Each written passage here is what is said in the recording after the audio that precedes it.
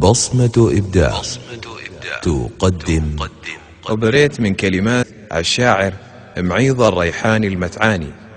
باسم الشيخ وباسم الشاعر واسم الأبه، مرحبا ترحيب غيثا من سحابه.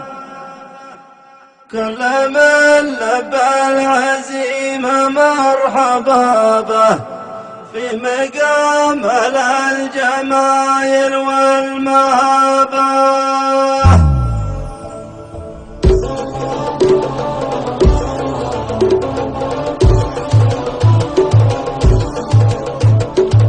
باسم شيخ وباسم شاعر واسم الأبه، مرحبا ترحيب غيثا من سحابه. كل من لبى العزيمة مرحبا به، في مقام الجمايل والمهابة، في مقام الوفا وللجمايل. كل راس منتصب زاد انتصابه، كل راس منتصب زاد انتصابه. مرحبا يا ضيوفنا ترحيب وافي، والجمايل أهلها تاج وعصابه. الرياحين النشامة تاج راسي، عزت الافراح ووقت الحرابه. وعزامة عانى في كل المواقف، لبسنا والسيف عز من نصابه، لبسنا والسيف عز من نصابه. لا بدينا في الحجاز وفي تهامه، العدو والخصم ما نحسب حسابه. نحتمي مقافنا والراس طايل، تفتخر بافعالنا دعوى شبابه. وعزام في مواقفهم تجمل، اهل الوقفات واصحاب الصلابه،